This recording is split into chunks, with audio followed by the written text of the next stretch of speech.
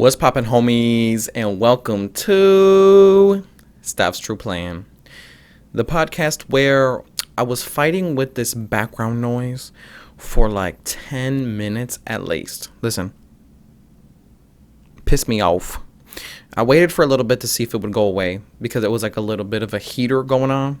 No, it didn't go away.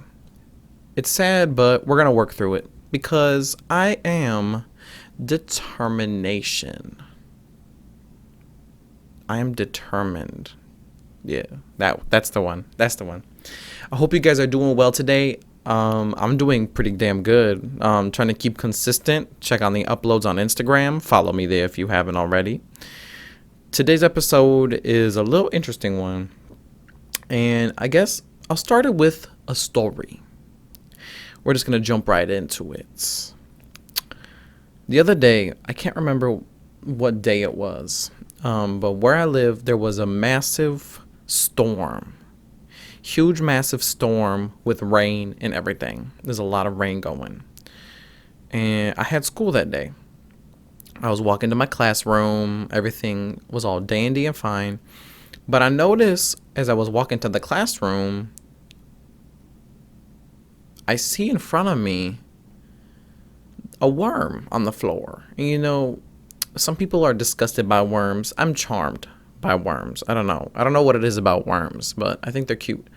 So I see this worm. I pick it up and I put it in the grass. And I'm like, here you go, little bestie worm. Save you. I saved you. And safe travels. Right?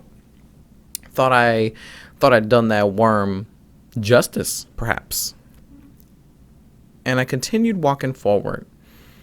And then I noticed there's another worm in front of me. So I'm like, oh, I'll save that one too. Boop. Put it in the grass. I look up from the second one like this. And I see about 20 to 30, like, undisclosed amount of worms on the pavement. My first thought was, okay, now why the fuck do you guys do that? It's your house is the dirt, right? And why would you leave the dirt? I'm sure there's like a scientific reason why this is the case. But my second thought was, I can't save everybody. I got class and so soon I do. So I thought nothing of it. And I put my head down and went to class. I was a little upset that I couldn't save all of them, right? So I had a few hour long day that day, and I turn around and I notice on the way back to the where I'm parked, I look at the ground and I see all the worms I saw before, but they're all dead and shriveled up because the sun had come out, and you know, the sun fucks up the worms, you know. So I was like, damn. But as soon as this moment clicked in my mind, it showed me what I wanted to talk about today. And today's episode is about, I guess, helping and saving others. And when is it not possible for you? In my daily life, I'm known as a very helpful person. And I try to help people as much as I can. I take everyone in my life's consideration and what can I do to help or save, right? But a lot of times when I try to save people and when I try to work really hard to save somebody, I notice I lose a lot of myself as the consequence, I guess you could say.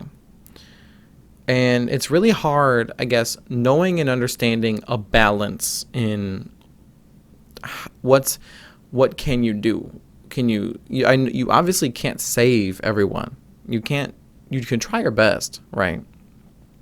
So you're left with this dilemma. What do I do with all the people who need help? I've done it. I've done it. In my life, I've done it because it's pretty bad. I've opened the door to myself for to save others and I tend to lose myself in the process because, well, when your time is full of helping and saving and doing your best, I mean, for me, I feel like that's why I was put on earth, and that's why I do the podcast, for example. See, for me, that's helping people and saving people. If there was another way I could do the podcast, I would do that. But a lot of people say podcast, podcast, podcast. You know, people do podcasts every day. But for me, this podcast is my facet to help and to save. And I do believe that's a really good point because for those of you who know my Pazig Adam, few episodes ago I spoke with him about, I think it was motivation we spoke about. And a lot of times I talked to him about his barbering. He finally got his license, everybody. So he's a fully licensed barber right now in the state of, I don't know if I should say, but I'm really proud of Pazig. He's doing really hard. He's working his ass off, right? Really proud of him. And listening to him talk about, I guess, what haircutting and barbering means to him was really interesting. He said that he knows that he wanted to help people, and he wanted to, he wasn't sure in what facet, in what way, but in his conclusion, he landed on a passion of haircutting, which that was interesting for me. But I think that the biggest, most important thing that you can try to think of when it comes to helping people is that good is the person who tries to be noble, right? But bad is the person who forgets themselves in the midst of trying, you know.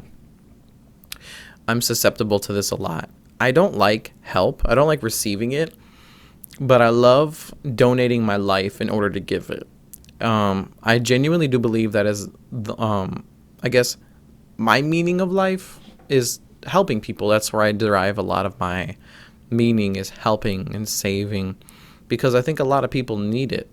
And a lot of people do their own selves great harm when it comes to mindsets and stuff like that. So a lot of the times I like to teach a man to fish, so to speak.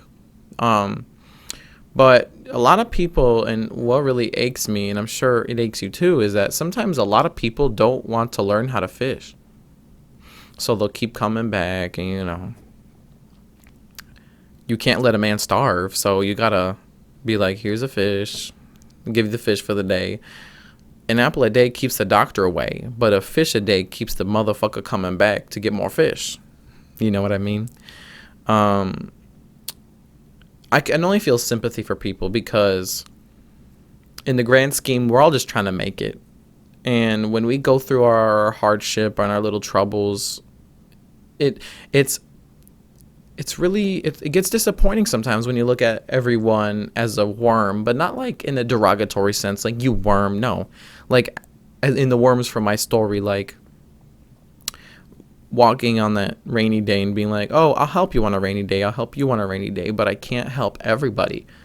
And I'll tell you, that moment really caused me great pain. Ages ago, I had a breakdown of not, because I came to the realization that I cannot save everyone from themselves or their hardship and everything. And it really breaks my heart because a lot of people, the one thing that does them in is what they need to be saved from. So what can you do? Well, you really try to encourage others to try their best in, it's kind of like be free, try. You try your best to help, but you can't get to everybody. You can't. There's no way. There is no way. Even when people expect it, you another thing is you have to learn to say no, because that's hard for me too. Most of this, if you can tell, this is a letter to myself, because if I hear it from myself in a state of mind where I'm like I'm educated, I am level-headed, there will be times where I feel like I could come back to what I'm saying right now and it could level me real nice. But sometimes saying no is okay, because at the end of the day, you live for yourself. and you must live to your pleasures. And it's nice to donate pleasure to others, to help, to save. At the end of the day, you're a plant who's also responsible for itself, right? And all of your energy is this big water jug. Do you know, like, those water jugs? You know, the ones that look like a fish and they go glug, glug, glug? It's like a glug jug. You know what I'm talking about? Yeah. You've seen those? They're kind of cute. They're like big fishies and you go glug, glug. It's a big water jug, right? All of your energy in your life is in that water jug, right? So here you go, watering other people's plants, letting them grow. They're growing so pretty and so nice. But you look to yourself and you're like, where did I go wrong? You're wilting, you're falling, your soil is so dry. Why is that? Because infinite is the pursuit of trying to help and save other people. And in that time when you're helping and saving others, devoting all your time, what in the world, and I do mean it, what in the world is left for you? If you're so devoted on saving people from their terrors, why are you not on the list?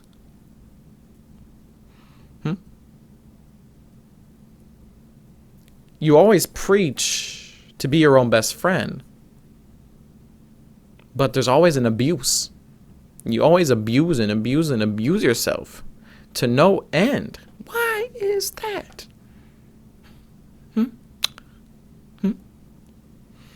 Come on now. You know better than that. And I know you know better than that.